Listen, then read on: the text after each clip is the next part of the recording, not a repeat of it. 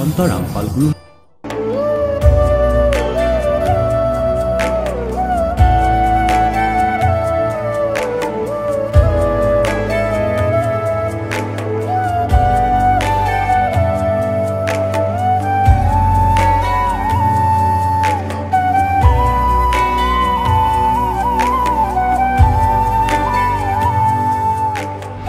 নমস্কাৰ স্যাৰ।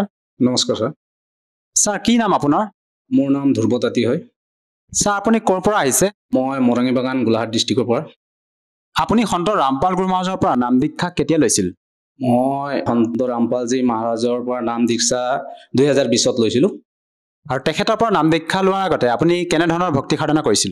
তেখেতৰ পৰা নাম দীক্ষা লোৱাৰ আগতে মই শিৱ, বিষ্ণু, দুৰ্গা, গণেশৰ, হনুমানৰ পূজা কৰিছিলোঁ। আৰু সেই সাধনা আপুনি কিমান বছৰ ধৰি কৰিছিল? এই সাধনা প্ৰায় মই 15 বছৰমান কৰিলোঁ। আৰু সেই সাধনাৰ দ্বাৰা আপুনি কিবা লাভ পাইছিলনে? সেই সাধনাৰ দ্বাৰা লাভ মই একো এটা লাভ পোৱা নাছিলোঁ। আৰু বিশেষভাৱে আৰ্থিক কষ্টটো আমাৰ আছিলে, মানসিক কষ্টও আছিলে, আৰু বহুত ধৰণৰ আমি দুখো পাইছিলোঁ, কষ্ট পাইছিলোঁ। পিছত আপুনি সন্ত ৰামপাল গুৰু মহাৰাজৰ শৰণলৈ কেনেকৈ আহিল? এদিন যি আমাৰ সামাজিক যি নামঘৰ থাকে, সেই নামঘৰত মকৰ সংক্ৰান্তি বুলি যিটো আমি মানো, ৰাতি আমি স্নান কৰিবলৈ যাওঁ নদীত। সেই স্নান কৰাৰ আগতে আমাৰ যিটো জাগৰণ হয় নামঘৰত, যেতিয়া নামঘৰত জাগৰণ হয় তেতিয়া আমি গোটেই ৰাতিটো আমি কীৰ্তন কৰি থাকোঁ।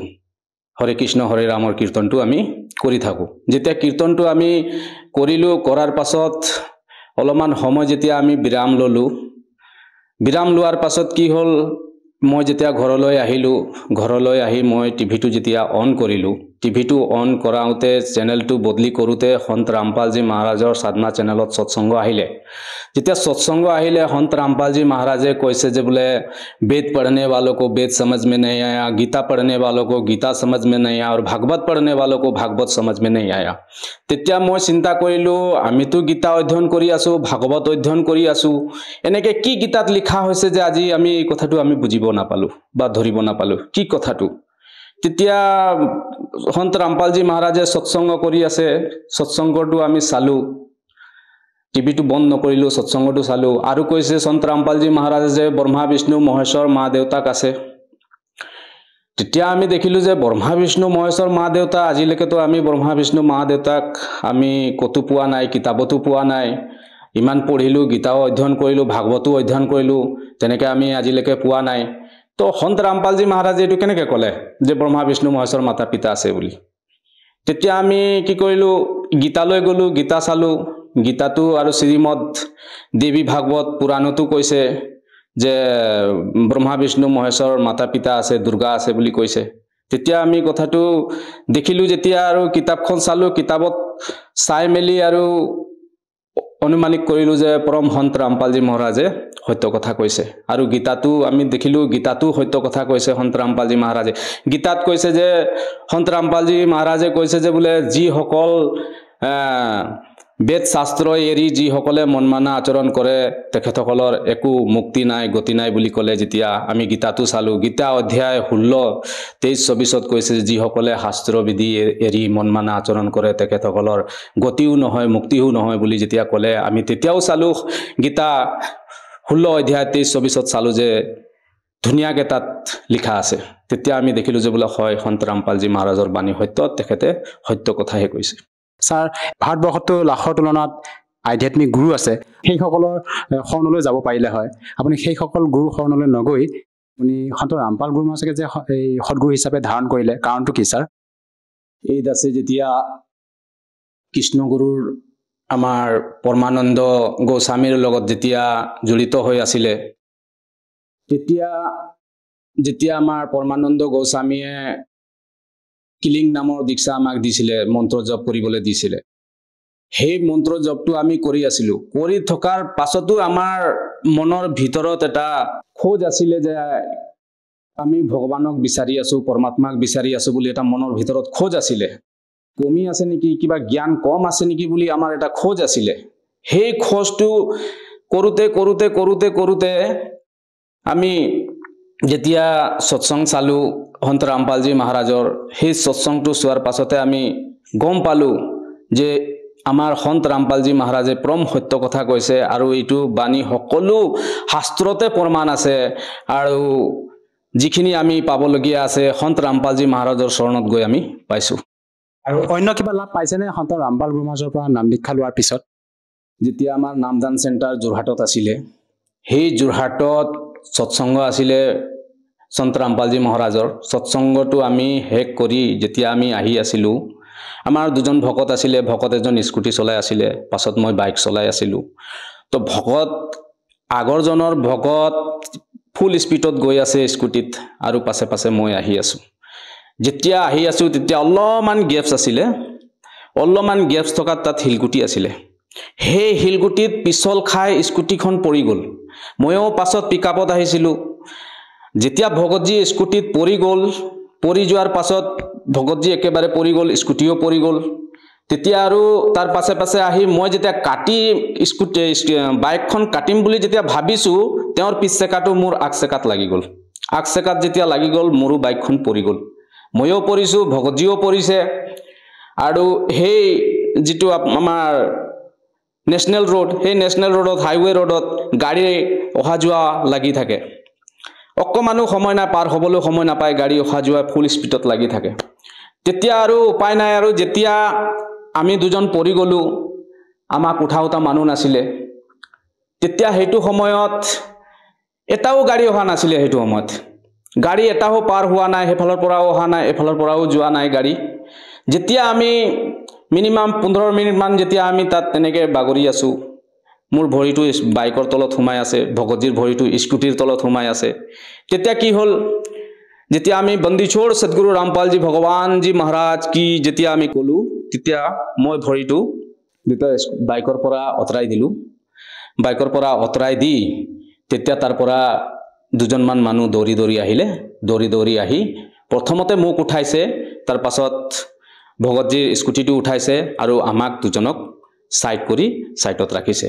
তো তেতিয়া মই অনুভৱ কৰিলোঁ যে আজি এই হাইৱে ৰোডত গাড়ীৰ কোনো অভাৱ নাই, বহুত পিকআপত গাড়ী আহে, গাড়ী অহা যোৱা লাগি থাকে। কিন্তু সেইটো সময়ত সেইটো সময়ত আমাক 20 মিনিটমান এনেকৈ পৰমাত্মাই দয়া কৰিলে যে সেইটো সময়ত এটাও গাড়ী আমাৰ পাৰ হ'ব নোৱাৰিলে, এটাও গাড়ী অহা যোৱা নাই। আমাক ধুনীয়াকৈ যেতিয়া সাইডত কৰিছে, তেতিয়া আকৌ গাড়ী অহা যোৱা তাত ষ্টাৰ্ট হৈছে। এইটো মালিকৰ দয়া, পৰম সত্য। আৰু কি হ'ল, আমাৰ ভগতমতী ভৰিৰ বিষ উঠিলে। ভগতমতী যেতিয়া ভৰিৰ বিষ উঠিছে, ভগতমতী থাকিব পৰা নাই বিষত। আৰু যেতিয়া থাকিব পৰা নাই, ভগতমতী যেতিয়া বাথৰুম যাম বুলি ক'লে, মই এনেকৈ লৈ যাওঁ, হাতত দাঙি লৈ যাওঁ, বুকি লৈ যাওঁ, বাথৰুমত লৈ যাওঁ। বাথৰুমৰ পৰা আকৌ আনি বুকি আনি মই বিচনাত থৈ দিওঁ। তেতিয়া মই ক'লোঁ ভগতমতীক যে বোলে মেডিকেল লৈ যাওঁ। ভগতমতী ক'লে যে মই মেডিকেল নাযাওঁ বুলি ক'লে। এতিয়া মেডিকেল নাযাওঁ বুলি ক'লে, তেতিয়া আৰু বিষ হৈ আছে। তেতিয়া মই ক'লোঁ যে বোলে সন্ত ৰামপালজী মহাৰাজৰ চৰণত আমি আছোঁ, ভয় কৰিব নালাগে। বোলে ভগতমতী, যিটো মালিকে মন্ত্ৰ দিছে সেই মন্ত্ৰটো আপুনি জপ কৰক। আপুনি জপ কৰাৰ লগে লগে আপুনি নিশ্চয় আৰাম পাব। তেতিয়া ভগতমতী কি কৰিলে, প্ৰথম নাম যিটো তেতিয়া আমি পাইছিলোঁ পৰমাত্মাৰ, সেই প্ৰথম নামটো যেতিয়া ভগতমতী জপ কৰিলে, জপ কৰোঁতে কৰোঁতে শুই গ'ল। শুই যোৱাৰ পাছত ৰাতিপুৱা যেতিয়া উঠিছে ভগতমতী, তেতিয়া দেখিছে ভৰিৰ বিষটো নাই। তেতিয়া মোক কৈছে বোলে ভগতজী বোলে কি হ'ল বোলে। মই গ'লোঁ চালোঁ, ভগতজী মোৰ বিষটো নাই নহয়। তেতিয়া মই ক'লোঁ, হে পৰমাত্মা, আপোনাৰ দয়া, আপোনাৰ কৃপা, মালিক আপোনাৰ আজি চৰণত আহি আজি আমি ইমান সুখ লাভ কৰিব পাৰিছোঁ। ছাৰ, এনেকুৱা কি মন্ত্ৰবিধি আপোনালোকক প্ৰদান কৰে সন্ত ৰামপাল গুৰু মহাৰাজে, যাৰ দ্বাৰা নেকি আপোনালোকে ইমান উপকৃত হ'ব পাৰিছে? আপোনাৰ পৰিবাৰগৰাকী যি ভৰিৰ যি বিষ আছিলে, সেই ভৰিৰ বিষ ডক্তৰৰ কাষলৈ নোযোৱাকৈ, কোনো ঔষধ সেৱন নকৰাকৈ আপোনালোকৰ এই পৰিবাৰগৰাকী এই ৰোগৰ পৰাও পৰিত্ৰাণ পাইছে। কেনেকৈ সম্ভৱ ছাৰ এইটো? যেনে আমি আগতে যিখিনি আমি কৰি আছিলোঁ, শাস্ত্ৰ বাহিৰে যিখিনি আমি ভক্তি কৰি আছিলোঁ, সেই ভক্তিৰ ফলাফলটো নাছিলে।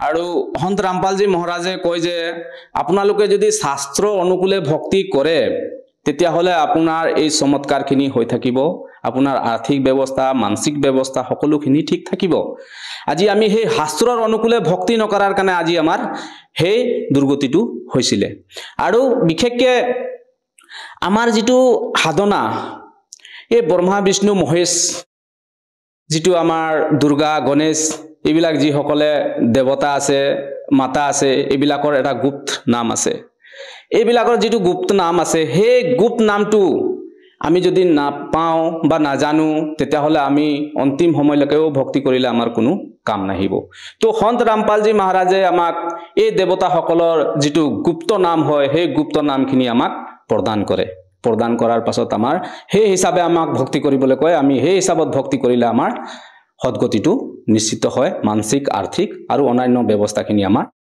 ভাল হয় স্যাৰ আপুনি জনালে যে সন্ত ৰামপাল গুৰুমাজে ব্ৰহ্মা বিষ্ণু মহেশকে আদি কৰি সকলো দেৱ দেৱতাৰ বাস্তৱিক সঠিক মন্ত্ৰ বিধি আপোনালোকক প্ৰদান কৰে সেই বিধি মন্ত্ৰৰ দ্বাৰা আপোনালোকৰ যি লাভ প্ৰাপ্ত হয় সেই গোটেইখিনি আপোনালোকৰ হৈ আছে বৰ্তমান বাস্তৱিক উদাহৰণ আপুনি এই টিভি সন্মুখত বৰ্তমান টিভি স্ক্ৰীনৰ সন্মুখত আপুনি ব্যক্ত কৰিছে এই দৰ্শকসকলৰ আগত স্যাৰ এনেকুৱা বহু লোক আছে আমাৰ হিন্দু সমাজত যিয়ে নেকি কয় যে গুৰু ধাৰণ নকৰাকৈ ভক্তি কৰিব পাৰি গুৰু ধাৰণ কৰি ভক্তি কৰাৰ কোনো প্ৰয়োজন নাই এই ক্ষেত্ৰত স্যাৰ এজন আপুনি শিক্ষিত ব্যক্তি হিচাপে আপোনাৰ পৰা মই জানিব বিচাৰিছো যে প্ৰকৃততে গুৰু ধাৰণ নকৰিও ভক্তি কৰিব পাৰি নেকি এতিয়া দ্বাপৰ যুগত কৃষ্ণ ভগৱান আহিছিলে তেখেতসকলো গুৰু ধাৰণ কৰিছিলে গুৰুবিন মুক্তি নাই বুলি কৈছে গুৰুৰ অবিহনত আমি যদি ভক্তি কৰোঁ তেতিয়াহ'লে আমাৰ সেই ভক্তিটো সফল নহয় আৰু এই মানৱ জনমটো কেতিয়াও মুখ্য নহয় সদগতি নহয় আৰু গুৰু ধৰিব লাগে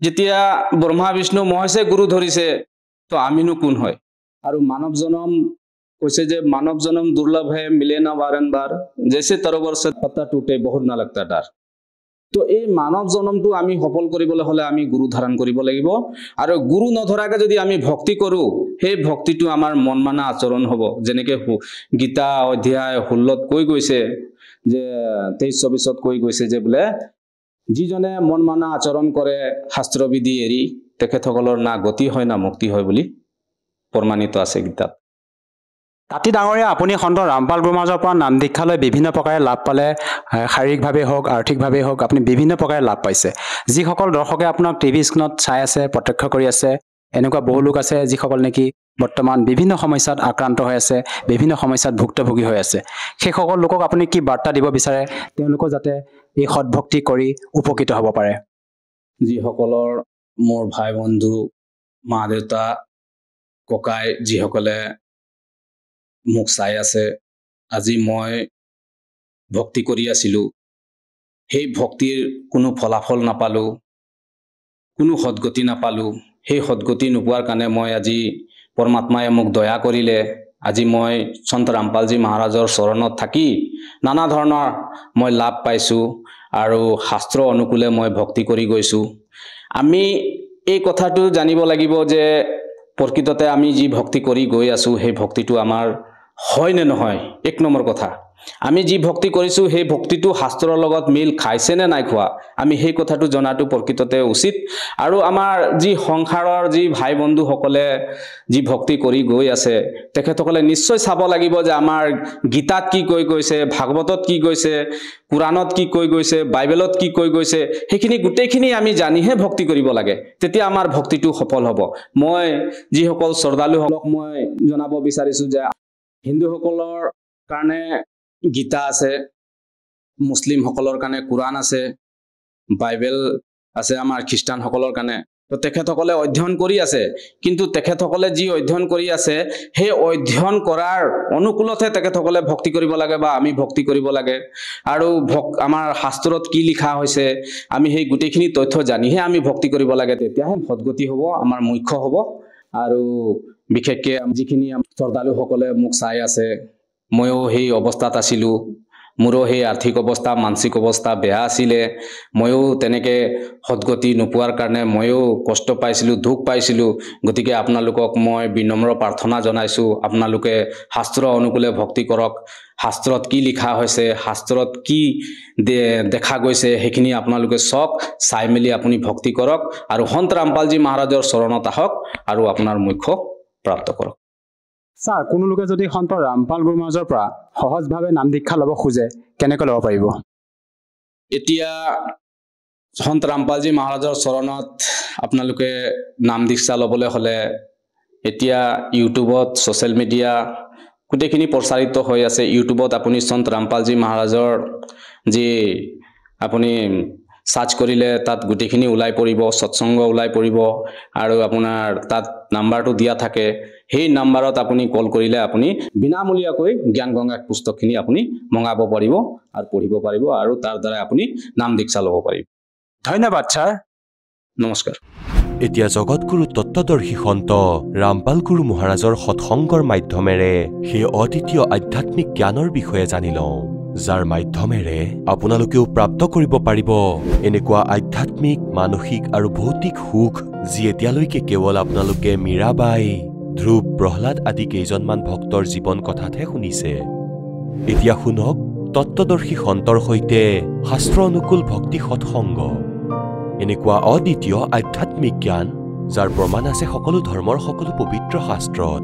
এতিয়া ইন্দ্ৰই ভাবে ব্ৰহ্মা বিষ্ণু মহেশ্বৰ সুখী হয়। এতিয়া এই ব্ৰহ্মা বিষ্ণু মহেশ্বৰ আপুনি দেখি আছে শ্ৰীৰামজীৰ, শ্ৰী বিষ্ণুজীৰ, শ্ৰীকৃষ্ণজীৰ কেনেকৈ দুৰ্গতি হৈছিলে। শ্ৰীকৃষ্ণ অৰ্থাৎ ব্ৰহ্মা বিষ্ণু মহেশ্বৰে ভাবিছিলে যে পৰমাত্মা কোনোবা বেলেগ হয়, আমি সুখী নহয়। এতিয়া প্ৰশ্ন এইটো যে যি সত্যনাৰায়ণ কথা চলি আছে,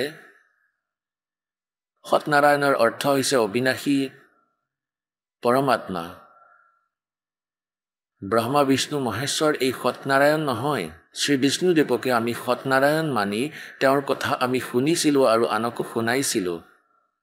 আপোনালোকক দেখুৱাই আছোঁ যে শ্ৰী ব্ৰহ্মাজী, শ্ৰী বিষ্ণুজী, শ্ৰী শিৱজী তেওঁলোক সত্যনাৰায়ণ নাছিল, তেওঁলোক অমৰ ভগৱান নাছিল, তেওঁলোক নাশবান আছিল, তেওঁলোকৰ জন্ম মৃত্যু হৈছিল।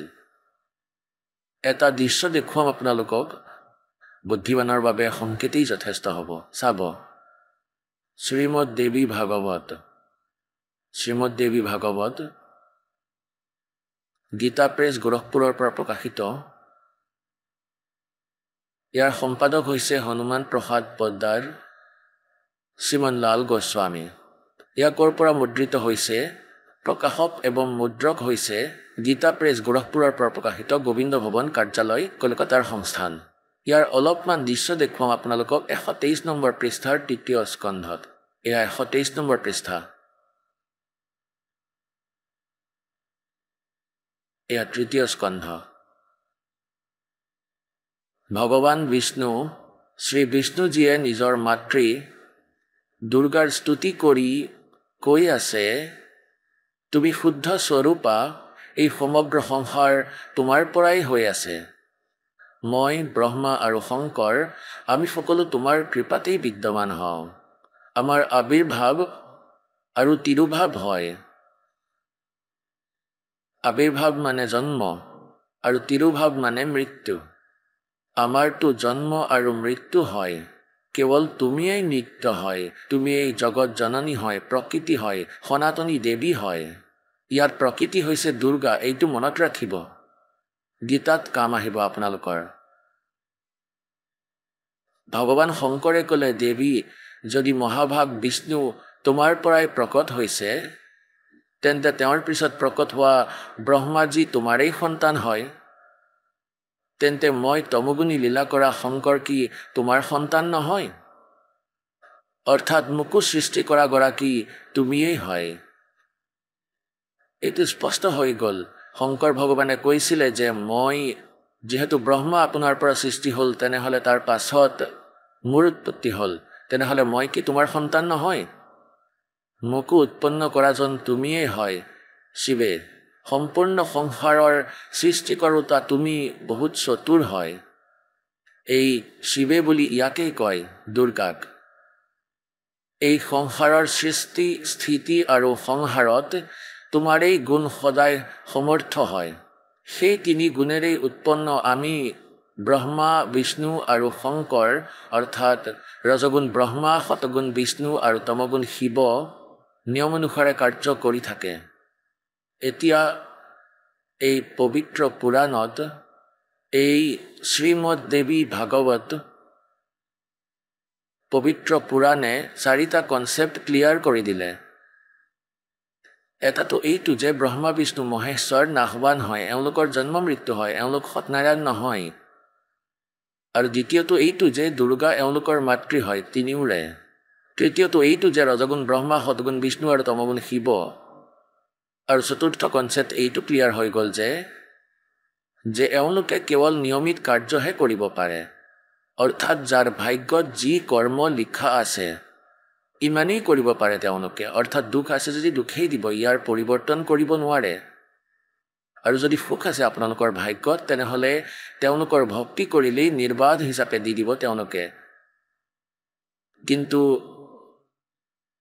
আপোনাৰ কৰ্মত যদি কিবা দুখ আছে তেনেহ'লে পৰিৱৰ্তন কৰিব নোৱাৰে তেওঁলোকে। যিকোনো প্ৰকাৰৰ পাপ কৰ্মদণ্ডৰ নাশ কৰিব নোৱাৰে, না সঞ্চিত কৰ্মক নাশ কৰিব পাৰে আৰু না তেওঁলোকে প্ৰাৰব্ধ কৰ্মক নাশ কৰিব পাৰে। আৰু সঞ্চিত যি আমি কৰি আছোঁ, যি ক্ৰিয়াৱান, তেওঁলোকে ইয়াকো সলনি কৰিব নোৱাৰে। মহাভাৰতৰ যুদ্ধ হৈছিলে, শ্ৰীকৃষ্ণই বহুতো চেষ্টা কৰিলে, অৰ্থাৎ বিষ্ণুদেৱে, যে এই যুদ্ধ নহওক। তেওঁলোকে হাজাৰবাৰ প্ৰয়ত্ন কৰাৰ পিছতো এই যুদ্ধ হ'ল। যি ক্ৰিয়াৱান কৰ্ম আছিলে সেয়াও নাথাকিলে, ইয়াৰো পৰিৱৰ্তন কৰিব নোৱাৰিলে। ইয়াৰ যিমান অনৰ্থ হ'ল, কোটি কোটি মানুহৰ মৃত্যু হ'ল, আৰু এই গোটেই পাপ পাণ্ডৱৰ মূৰত আহি পৰিল। আৰু প্ৰাৰব্ধৰ কৰ্ম তেওঁ নিজেও কটাব নোৱাৰে। তেনেহ'লে বেলেগৰনো কেনেকৈ কটাব? যেনেদৰে শ্ৰীৰাম ৰূপত শ্ৰীৰামচন্দ্ৰই সুগ্ৰীৱৰ ভাই বালিক মাৰিছিলে, চালনা কৰি বৃক্ষৰ আঁৰত লুকাই তীৰ মাৰিছিলে। ইয়াৰো প্ৰতিশোধ ভুগিব লগা হ'ল, এই কৰ্মদণ্ডও ভোগ কৰিব লগা হ'ল। ইয়াৰ প্ৰাৰব্ধত লিখা কৰ্ম শ্ৰীকৃষ্ণৰ ৰূপত। যি বালিৰ আত্মা আছিল তেওঁ চিকাৰী হৈছিলে, আৰু শ্ৰীৰামৰ আত্মা শ্ৰীকৃষ্ণ হৈছিলে। আৰু শ্ৰীকৃষ্ণৰ বধ বিষাক্ত তীৰ, অৰ্থাৎ বিষেৰে ভৰপূৰ তীৰ মাৰি এজন চিকাৰীয়ে তেওঁৰ বধ কৰিলে। তেন্তে তেওঁৰ নিজৰ কৰ্মও ভুগিব লগা হ'ল সেই ভগৱানৰ, যাৰ আমি গুণ গাই আছোঁ, যাক আমি সৰ্বশক্তিমান বুলি কৈ আছোঁ। তেওঁ আচলতে সৰ্বশক্তিমান নাছিলেই। তেওঁলোক অবিনাশীও নহয়, কাৰণ তেওঁলোকৰ জন্ম মৃত্যু হৈছিলে। এওঁলোকৰ পিতা কোন হয়? এওঁলোকৰ পিতা হৈছে কালৰূপী ব্ৰহ্ম। পুণ্যাত্মাসকল, সৎসংগৰ ভিতৰত পৰমাত্মাই মনত পেলোৱা যায়। আত্মা আৰু পৰমাত্মাৰ স্থিতিৰ বিষয়ে কোৱা হয়। কোনটো কৰ্ম ভাল, কোনটো কৰ্ম বেয়া, সেইটো মনত পেলাই দিয়া হয়। আৰু আপোনালোকক যি মিছনৰ লগত জোৰে, যিয়ে ভগৱান বিচাৰে, তেওঁক ষ্ট্ৰিক্টলি কোৱা হয় যে আপোনালোকে এই পাপ নকৰিব, এনেকুৱা নকৰিলে আপোনালোক সফল হ'ব। এইটোৱেই সত্য হয়। পাছত আপোনাৰ ক্ৰিয়াৱান কৰ্মকো পৰিৱৰ্তন কৰি দিয়া হয়। যেনেকৈ কোনোবাই মদ খায়, কোনোবাই চুৰি কৰে, কোনোবাই ভেজালি কাম কৰে, কোনোবাই কাজিয়া কৰে, এই সকলোবোৰ এৰুৱা হয়। এই সকলোবোৰ ক্ৰিয়াৱান কৰ্মকো পৰিৱৰ্তন কৰি দিয়া হয়। প্ৰাৰব্ধৰ মাজত যদি আপোনাৰ ভাগ্যত কোনো দুখ থাকে, সেয়াকো পৰমাত্মাই পাতল কৰি নাশ কৰি দিয়ে। परमेश्वर शरण में आने से आई टले बला, और जय मस्तिष्क में जय भाग्य में सूली हुआ काटे में टल जा। যদি আপোনাৰ ভাগ্যত মৃত্যুদণ্ড লিখা আছে, এডাল কাঁইতে বিনিব, ভুলতে খুন্দা খাব, আপুনি আঙুলিত দুখ পাব, জীৱনটো বাচি যাব। ইমান পাতল কৰি পৰমাত্মাই, এই কবিৰ পৰমেশ্বৰে আপোনাৰ প্ৰাৰব্ধত লিখা পাপ কৰ্মৰ নাশ কৰি দিয়ে। আৰু সঞ্চিত যি কৰ্ম আপোনাৰ ৰাখি থোৱা হৈছে ডিপজিট, সেইবোৰো নাশ কৰি দিয়ে।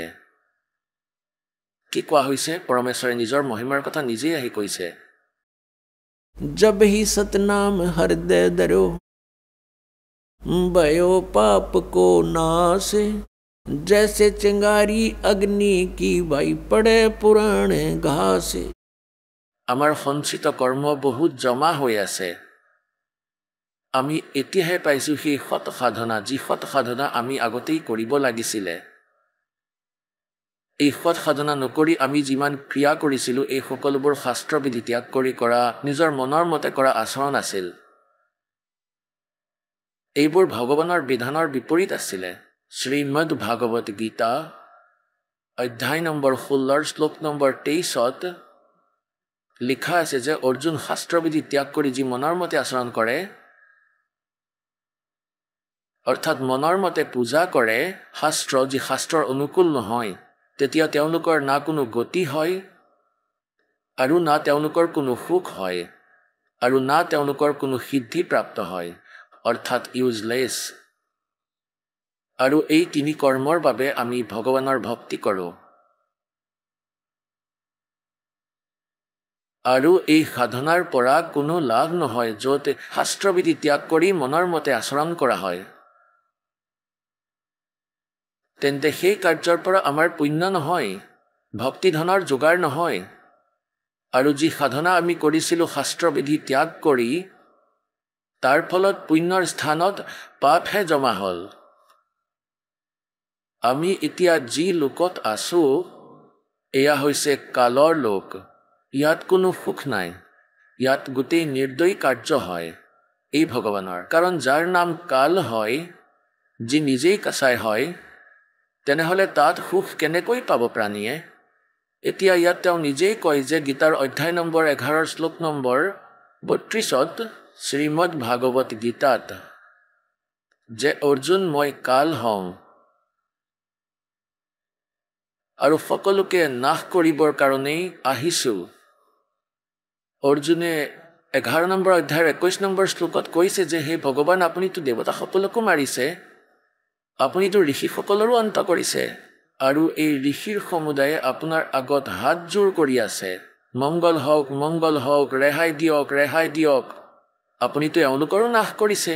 তেতিয়া তেওঁ কৈছে যে মইতো কাল হয়, মই কাকো এৰি নিদিওঁ।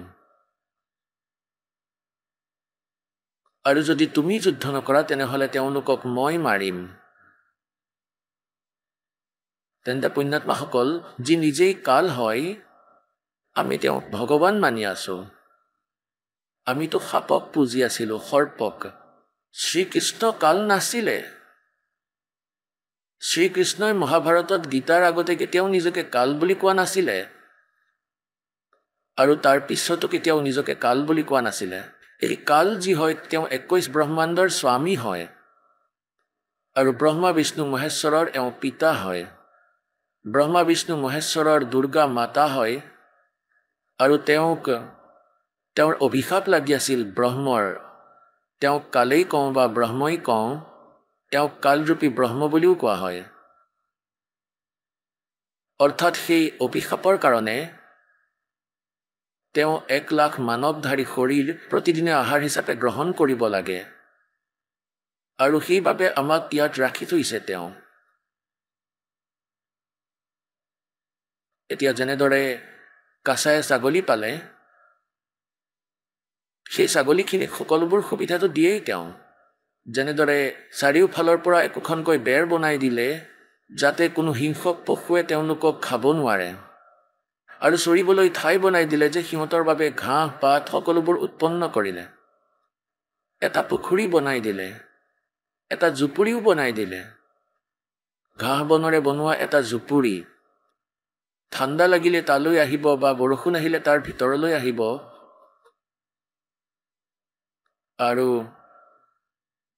আৰু সকলোবোৰ তাত উপস্থিত থাকে। আৰু এই ছাগলীখিনিয়ে তেতিয়া এইটো ভাবে যে আমাৰ যি মালিক হয় কিমান ভাল, আমাক কিমান সুবিধা দি থৈছে, খাবৰ কাৰণে ঘাঁহ দি থৈছে, চৰিবলৈ জেগা দি থৈছে, আৰু পুখুৰীও বনাই থৈছে। এতিয়া এই ছাগলীবোৰৰ ইমানেই বুদ্ধিয়ে কাম কৰে, কিন্তু সিহঁতে সেই সময়টো পাহৰি যায় যেতিয়া ক'ৰবাৰ পৰা অৰ্ডাৰ আহে, 20টা ছাগলীৰ, 10টা ছাগলীৰ অৰ্ডাৰ আহে। তেতিয়া তেওঁ কি কৰে, গৈ হাতত এডাল লাখুটি লৈ ডাঙৰ ডাঙৰখিনি বাছি উলিয়ায়। এতিয়া লাগিলে তাত কাৰোবাৰ ল'ৰাই মৰক বা কাৰোবাৰ ছোৱালীই মৰক, লাগিলে মাক বা বাপেকেই মৰক, তেওঁ এইবোৰ নাচায় যে কাৰ মাকৰ কি অৱস্থা হ'ব, কোন ল'ৰা ছোৱালীয়ে কান্দিব, কোনোবাটোৰ মাকে কান্দিব, এইবোৰ সি নাচায়। সি কেৱল উলিয়াই আনে। সি কেৱল এটাই জানে যে ডাঙৰ ডাঙৰকেইটা বাছি উলিয়াব লাগে, লৈ গৈ মাৰে আৰু কাটে। এতিয়া এই অৱস্থাটোৱেই আমাৰ ইয়াত হৈ আছে। আপুনি দেখে দুৰ্ঘটনাবোৰত গোটেই পৰিয়ালটো শেষ হৈ যায়। এনেদৰে কেতিয়াবা আপদ আহিলে, ডাঙৰ ভূমিকম্প আহিলে গোটেই ক্ষেত্ৰখনেই নষ্ট হৈ যায়। কোনোবাটো পৰিয়ালৰ 4জন, কাৰোবাৰ 5জন, কাৰোবাৰ 6জন, কাৰোবাৰ 4জন মৰি যায়, কাৰোবাৰ ল'ৰা ছোৱালী কেইটা বাচি গ'ল, কাৰোবাৰ দেউতাক বাচি গ'ল। এই স্থিতি আমাৰ ইয়াতো হয়, যেনেদৰে কাছাইৰ সেই ছাগলীখিনিৰ হয়। আৰু আমি এয়া ভাবোঁ যে ভগৱান কিমান ভাল, কিমান ধুনীয়া পৃথিৱীখন দি থৈছে, য'ত ইমান ধুনীয়া ধুনীয়া ফল ফুল আছে, কাজু কিচমিচ আপেল কমলা আছে, ক'ৰবাত ঝৰ্ণা বৈ আছে, ক'ৰবাত নদী বৈ আছে, তলত পানী আছে, বহুত ভাল বাতাবৰণ আছে, আৰু আমি সন্তান উৎপন্ন কৰোঁ আৰু অন্ত কৰে তেওঁ। কিন্তু আমি গম নাপাওঁ যে এয়া হৈ কি আছে,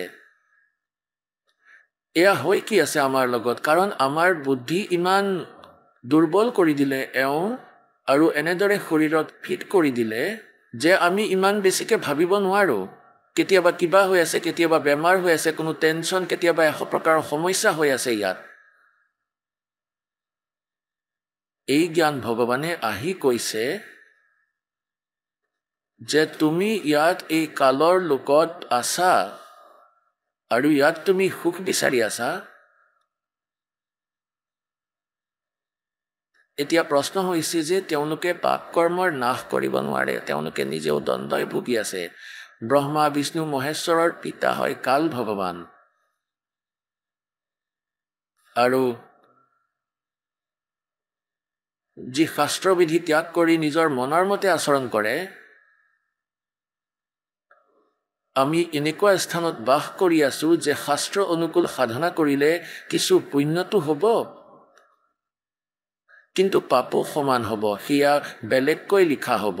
যেতিয়ালৈকে আমি পৰম পূজ্য কবীৰ দেৱৰ শৰণলৈ নাহোঁ, আৰু সেয়াও পৰম সন্তৰ মাধ্যমেৰে, এই নকল সন্তৰ মাধ্যমেৰে আপুনি কেতিয়াও পৰমাত্মাক পাব নোৱাৰে।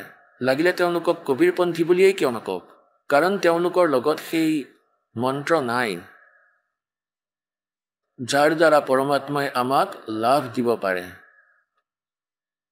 এতিয়া যেনেকৈ কোনোৱে হাতুৰিৰে জংঘল কাটে, এইটোতো প্ৰপাৰ ৱে নহয়, এইটোতো মিছা। জংঘল কাটিবলগীয়া আছে যদি চোকা দা লাগিব, কাটি কুটি শেষ 1 ঘণ্টাত চাফা কৰি দিব, আৰু সেই হাতুৰিৰে কাটিলে 10 দিন লাগিব কাটিবলৈ। অৰ্থাৎ উপায় ঠিক হ'লে পৰমাত্মা পাবৰ কাৰণে পৰমাত্মা পাবই। তেন্তে প্ৰশ্ন এইটো যে আমি যি স্থানত আছোঁ এয়া এক নিৰ্দয়ৰ লোক হয়। আপুনি ইয়াত নিজৰ পেটৰ কাৰণে ক'ৰবাত গৈছে, যাবলগীয়া হয়, ৰাস্তাত কীট পতংগ আৰু নাজানে কিমান জীৱ জন্তু আপোনাৰ ভৰিৰ তলত পৰি মৃত্যু হয়, আৰু এইটো আমি জানো, কিন্তু তথাপিও আমি এইবোৰক বচাব নোৱাৰোঁ। পৰমাত্মাই কয়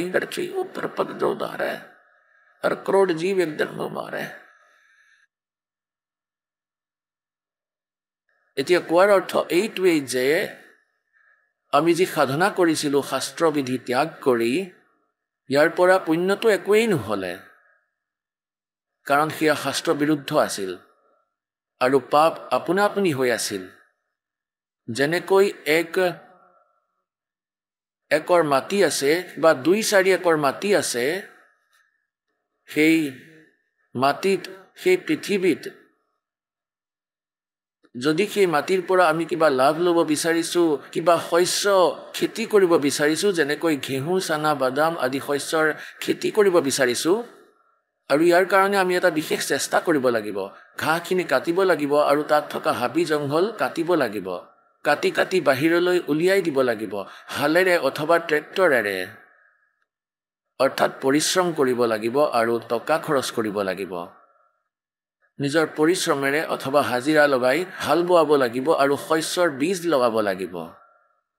তাতো পইচা, মানে শস্য যি আমি সিঁচিম সেয়া কিনি আনিব লাগিব। আৰু যদি আমি ঘৰৰ পৰা আনি সিঁচো তাতো পইচাই লাগি আছে। আকৌ সিঁচিবৰ কাৰণে নিজৰ আকৌ এটা এক্সট্ৰা পৰিশ্ৰম। এই সকলোবোৰ কাৰ্য কৰি আৰু সকলো সময়তে সেই তাৰ লগতেই লাগি থাকিব লাগিব।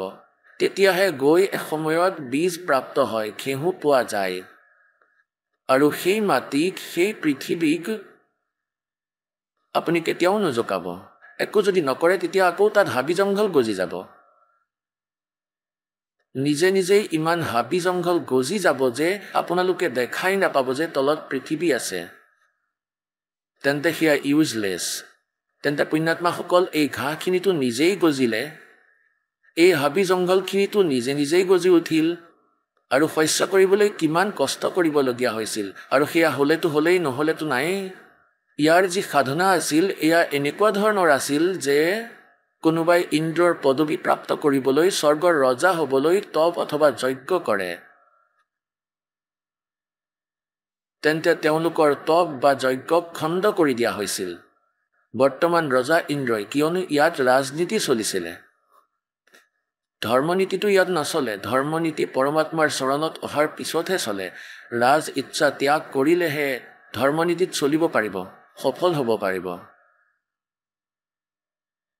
তেতিয়া ইন্দ্ৰই নিজৰ ৰাজনীতিৰ আধাৰত এনেকুৱা কোনো পদবী প্ৰাপ্ত কৰিবলৈ কৰা যোগ্যজনক, যোগ্য অনুষ্ঠান কৰাজনক নাশ কৰি দিয়ে, শেষ কৰি দিয়ে, খণ্ড কৰি দিয়ে। তেন্তে ধৰি লোৱা যেনেকৈ কৃষকে ইয়াত খেতি আৰম্ভ কৰে আৰু শিল পৰিলে বা বৰষুণ আহিলে সকলোবোৰ শস্য নাশ হৈ যায়, ঘেঁহু বিনষ্ট হৈ যায়, নষ্ট হৈ যায় শস্য। ইয়াত কোৱাৰ অৰ্থ এইটোৱেই যে সকলো কষ্ট কৰাৰ পিছতো আশা কৰিব নোৱাৰি যে সকলোবোৰ শস্য ঘৰলৈ আহিব। আৰু ঘৰলৈ আনিবৰ কাৰণেও কিমান কষ্ট। আৰু তাততো জংঘল গজিয়েই গ'ল আকৌ সেই মাটিত। কাৰণ আমি এনেকুৱা এখন লোকত আছোঁ, যি এনেকুৱা স্থান হয়, যদি আমি পুণ্য কৰিব লাগে শৰীৰেৰে তেনেহ'লে পৰিশ্ৰমো কৰিব লাগিব আৰু কামো এৰিব লাগিব আৰু 10 টকাটো লগাবও লাগিব। তেতিয়াহে আমি পুণ্য প্ৰাপ্ত কৰিব পাৰিম আৰু সাধনা আমাৰ শাস্ত্ৰ অনুকূল হ'ব। শাস্ত্ৰবিধি ত্যাগ কৰি নিজৰ মনৰ মতে আচৰণ হ'ব নালাগিব। তেতিয়াহে আমি পুণ্য প্ৰাপ্ত কৰিম। আৰু পাপো আমাৰ বেলেগকৈ লিখা হ'ব। পাপ বেলেগকৈ লিখা হয়, পুণ্য বেলেগকৈ লিখা হয়। যেতিয়ালৈকে আমি কবিৰ পৰমেশ্বৰজীৰ শৰণলৈ নাহোঁ পৰম সন্তৰ মাধ্যমেৰে, তেতিয়ালৈকে আমি যি সাধনা কৰি আছোঁ সেয়া হয়তো শাস্ত্ৰৰ অনুকূলেই নহওক কিয়, তেতিয়াও আমাৰ দুয়োটাই লিখা হ'ব, পুণ্য আৰু পাপ বেলেগে, আৰু দুয়োটাই আমাৰ প্ৰাপ্ত হ'ব। সেই ভক্তিমূলক সাধনাটো স্বৰ্গ, মহাস্বৰ্গ, যিটো মিছা সুখক আমি সুখ মানো তাত পাব। আৰু যি পাপ বেলেগে লিখা হৈছে সেইটো পাব আপুনি এই নৰকত বা আকৌ সেই 84 প্ৰজাতিত বা আকৌ এই মানৱ জীৱন প্ৰাপ্ত হ'ব। কোৱাৰ ভাৱ এইটোৱে যে আমি য'ত ৰৈ আছোঁ আৰু যি ভগৱানক আমি উপাসনা কৰি আছোঁ তাৰ পূজাৰ পৰা আমাৰ পঞ্জীভূত কৰ্ম কাটিব নোৱাৰে। যিটো কৰ্ম নিৰ্ধাৰিত কৰ্ম তেওঁ হয়, যিটো আমাৰ জীৱনত লিখি দিয়া হয়, সেই দুইটা আমি ভুগিব লাগিব। আৰু কবিৰ পৰমেশ্বৰৰ শৰণলৈ অহাৰ পিছত এই পৰমাত্মাই কোৱা হয়, যজুৰ্বেদ অধ্যায় নম্বৰ 5 মন্ত্ৰ নম্বৰ 32 কোৱা হৈছে যে उसी कसी कबीर अंगारी असी बम्भारी असी। अंगारी माने आग, माने पाप, अरी माने शत्रु, पापर नाशकर्ता। তেওঁ কবিৰ হয়, কবিৰ দেৱ হয়, আমি কবিৰ চাহেব বুলি কওঁ। বম্ভৰ মানে আমাৰ কৰ্মৰ বন্ধনক কটা, বম্ভৰ মানে বন্ধন, অৰি মানে শত্ৰু, ব্ৰহ্মাৰী মানে বন্ধনৰ যি শত্ৰু হয় তেওঁ কবিৰ দেৱ হয়, কবিৰ চাহেব হয়। আৰু তেওঁ ঋত ধামো জ্যোতিৰেচি ঋত ধামাচি, তেওঁ স্বয়ং প্ৰকাশিত, তেওঁৰ শৰীৰ পৰমাত্মাৰ যেনেকৈ সূৰ্য স্বয়ং প্ৰকাশিত হয় তেনেকৈ সৃষ্টিকৰ্তাৰ শৰীৰ স্বয়ং প্ৰকাশিত হয়, উপলব্ধ হয়, মানৱ সদৃশ হয়, নৰাকাৰ হয়, মানৱ তুল্য হয় আৰু তেওঁ সতলোকত থাকে। এতিয়া পুণ্যাত্মাসকল, পৰমাত্মাই 600 বছৰ আগতে নিজৰ অমৃত বাণীত কৈছিল, কবিৰ বাণীত, সচিদানন্দ ঘন ব্ৰহ্মৰ বাণীত 600 বছৰ আগতে কৈছিল যে वेद मेरा भेद है, मैं मिलूं वेदन में नाही, और जौन वेद से मैं मिलूं वो वेद जानते नहीं। বেদ মোৰ ভেদ হয়, মোৰহে তথ্য, মোৰ মহিমাৰ গুণগান বেদে কৰি আছে। তথাপি এই বেদত বৰ্ণিত বিধিৰে মোৰ প্ৰাপ্ত হ'ব নোৱাৰে, কাৰণ এই 4 বেদত ব্ৰহ্মালৈকেহে সাধনাৰ উল্লেখ আছে, লিখা আছে। আৰু পঞ্চম যি বেদ আছিল, সূক্ষ্ম বেদ, যি সচিদানন্দ ঘন ব্ৰহ্মৰ বাণীত, অৰ্থাৎ পঞ্চম বেদ যি আছিল, তাক নাশ কৰিলেই কাল ভগৱানে, ক'ৰবাত মোৰ এই অন্তৰ্গত যিমান প্ৰাণী আছে তেওঁলোকে ভগৱানৰ অসত্য নাজানক আৰু এই সাধনাক কৰি মোৰ জালৰ পৰা ওলাই নাযায়। আৰু এই দৃষ্টিকোণৰ পৰা এই কাল ভগৱানে সেই পঞ্চম বেদ নষ্ট কৰি দিলে। সেই পঞ্চম বেদৰ নাশৰ পৰিপূৰ্ণ কৰিবলৈ পৰমেশ্বৰ স্বয়ং আহে সতলোকৰ পৰা, আৰু আকৌ তেওঁ জাননী দিয়ে, নিজে আহি তেওঁ কৈছিল সচিদানন্দ ঘন ব্ৰহ্মৰ বাণীত, শ্ৰীমদ ভাগৱত গীতা অধ্যায় নম্বৰ 4 শ্লোক নম্বৰ 32 কৈছিল যে অৰ্জুন 15 পৰা 31লৈকে যি মন্ত্ৰৰ শ্লোকত যি ব্যাখ্যা আছে, কোনোৱে যোগাসন কৰে, কোনোৱে দেৱতাৰ পূজা কৰে, কোনোবাই তীক্ষ্ণ অহিংসাবাদী হৈ মুখত পৰ্দা বান্ধি খালী ভৰিৰে ফুৰে, কোনো জীৱ হিংস হৈ নাযায় তেনেকুৱা সাধনা কৰে, কোনোবাই শাস্ত্ৰ পাঠ কৰে, কোনোবাই মাত্ৰ নিজৰ শ্বাস প্ৰশ্বাসত ধ্যান দিয়ে যে সেই শ্বাস বাহিৰলৈ গৈছে, উশাহ ভিতৰলৈ আহিছে, কেৱল ইয়াকে চাই থকা, এইটোৱেই ক্ৰিয়া হয়, এইটোৱেই সাধনা হয়। নেদেখিলেও উশাহ আহি গৈ থাকিবই, তুমি দেখিলে কি লাভ, হানি যাব নেকি? এনেদৰে অজ্ঞানে ঢাকি ৰাখিছে, অযথা ক্ৰিয়াত ৰাখিছে নিজেই। এই সাধনাবোৰ ঠিক নাছিল, শাস্ত্ৰবিধিক ত্যাগ কৰি ইচ্ছামতো আচৰণ আছিল। কৈছিল যে এই 25 পৰা 30লৈকে শ্লোকত 4ৰ্থ অধ্যায়ত গীতাজীৰ সাধনা, মানে সাধকে নিজৰ সাধনাক পাপ নাহক বুলি মানে, সেইকাৰণে তেওঁ কৰি আছে। যেতিয়া তেওঁ গম পাব এইটো ভুল হয়, তেওঁ তেতিয়াই এৰি দিব। আকৌ কোৱা হৈছে যে গীতাজীৰ অধ্যায় নম্বৰ 4 শ্লোক নম্বৰ 32 কয় যে তেওঁ যথাৰ্থ জ্ঞান পাবলৈ এই ধাৰ্মিক অনুষ্ঠান যজ্ঞবোৰ কৰি আছে, পৰমাত্মাক পাবলৈ। যজ্ঞ মানে ধাৰ্মিক অনুষ্ঠান, এই যজ্ঞ মানে ধাৰ্মিক অনুষ্ঠানৰ বিধিবোৰ বহুত বিস্তাৰকৈ লিখি থৈছে সচিদানন্দ ঘন ব্ৰহ্মৰ বাণীতে, ব্ৰহ্মণী মুখত, অৰ্থাৎ সেই পৰমাত্মাই নিজৰ মুখেৰে আহি কৈছে সেই বাণীতে। এতিয়া আপোনালোকে শুনিলে জগতগুৰু তত্ত্বদৰ্শী সন্ত ৰামপাল গুৰু মহাৰাজৰ মংগল প্ৰবচন। আহক এতিয়া শুনো ভগতসকলৰ অনুভৱ, যিসকলে সন্ত ৰামপাল গুৰু মহাৰাজৰ প্ৰমাণিত জ্ঞানৰ পৰা প্ৰভাৱিত হৈ নাম দীক্ষা লৈ বহুতো লাভ প্ৰাপ্ত কৰিলে। নমস্কাৰ ছাৰ। নমস্কাৰ। ছাৰ কি নাম আপোনাৰ? হয়, ৰাজেশ দাস। ৰাজেশ, আপুনি ক'ৰ পৰা আহিছে? হয়, মংগলপুৰী, দিল্লীৰ পৰা। ছাৰ, সন্ত ৰামপালদেৱ মহাৰাজৰ পৰা আপুনি নাম দীক্ষা কেতিয়া লৈছিলে? হয়, 25 জুন 2013ত লৈছিলোঁ। ছাৰ, ৰামপালদেৱ মহাৰাজৰ পৰা নাম দীক্ষা লোৱাৰ আগতে আপুনি কিবা ভক্তি সাধনা কৰিছিলনে?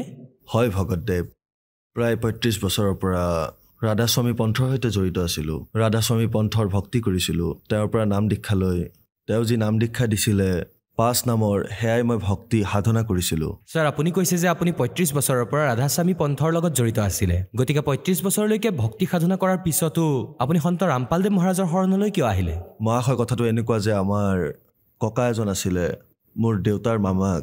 তেওঁ আহি এদিন মোক ক'লে যে সন্ত ৰামপালদেৱ মহাৰাজৰ সৎসংগ আহে, সেয়া এবাৰ চোৱা। সৎসংগ চলালোঁ গুৰুদেৱৰ। তেতিয়া আমি দেখিলোঁ যে সন্ত ৰামপালদেৱ মহাৰাজে যি ৰাধাস্বামীৰ বিষয়ে দেখাই আছিলে, আমাৰতো এনেকুৱা লাগি আছিল যেন একেবাৰে ভুল কৈ আছে তেওঁ। এনেকুৱা লাগিছিল যেন টিভিটোৱে ভাঙি পেলাম। মই উঠি আহিলোঁ তাৰ পৰা।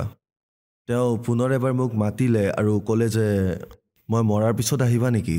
এবাৰ অহা নহ'লে। তেতিয়া মই তালৈ আকৌ এবাৰ গ'লোঁ।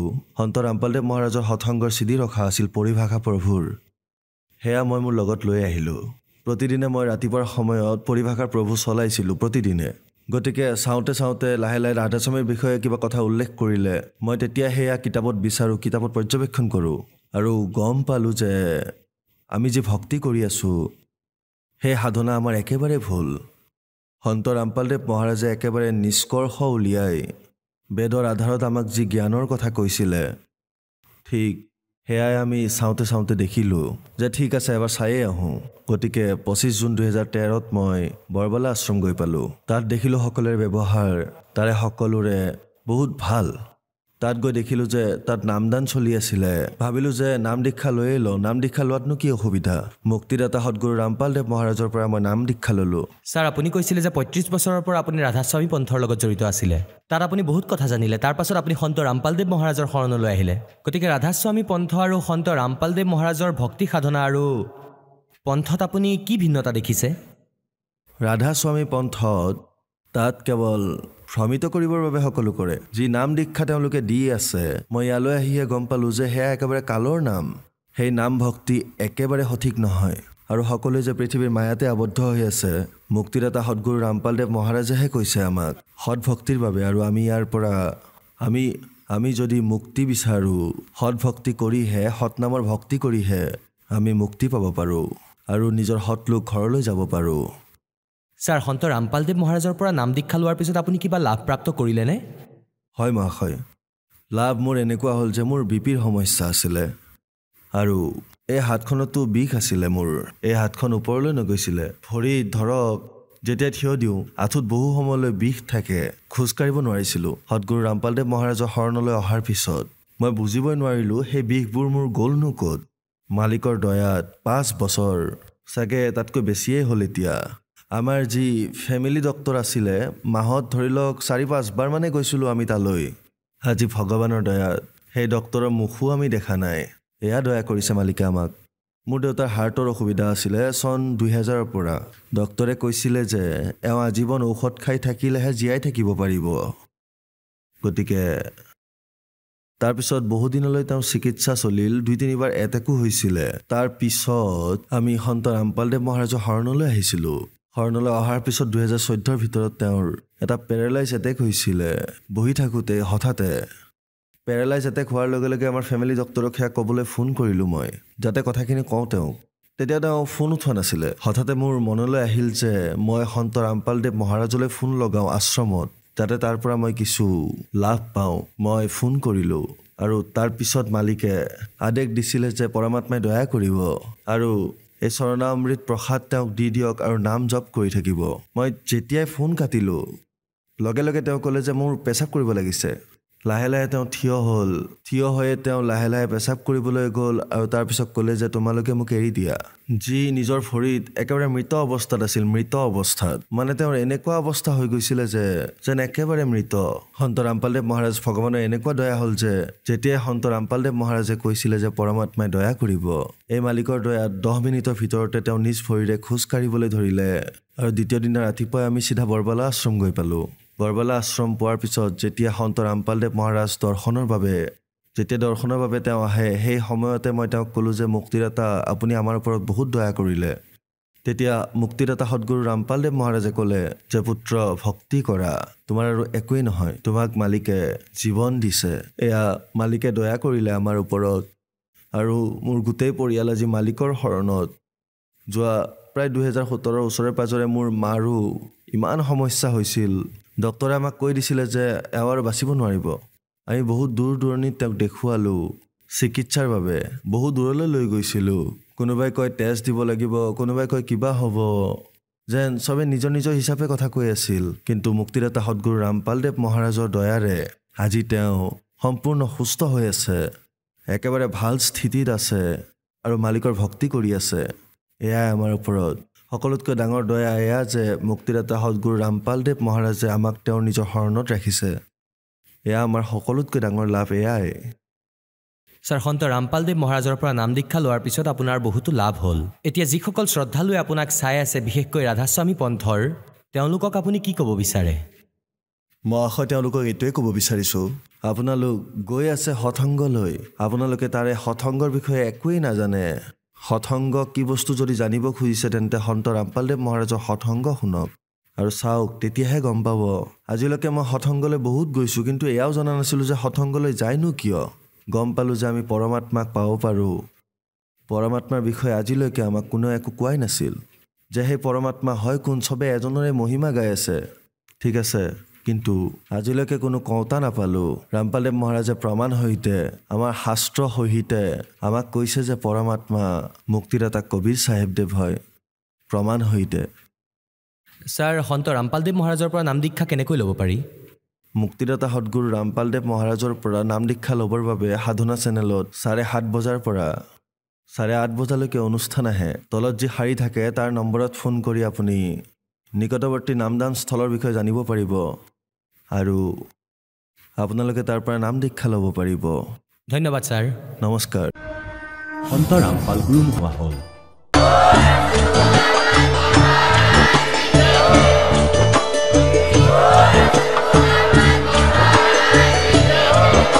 আপুনি শুনি আছিলে জগতগুৰু তত্ত্বদৰ্শী সন্ত ৰামপাল গুৰু মহাৰাজৰ মংগল প্ৰবচন অধিক জানিবৰ বাবে ভিজিট কৰক www.jagatgururampalji.org সন্ত ৰামপাল গুৰু মহাৰাজৰ শুভ আশীৰ্বাদত সমগ্ৰ বিশ্বতে 500তকৈ অধিক নাম দীক্ষা কেন্দ্ৰ আছে য'ত সন্ত ৰামপাল গুৰু মহাৰাজৰ দ্বাৰা বিনামূলীয়াকৈ নাম দীক্ষা দি থকা হৈছে আপোনাৰ ওচৰৰ নাম দীক্ষা কেন্দ্ৰৰ ঠিকনা জানিবলৈ সম্পৰ্ক কৰক 7082208528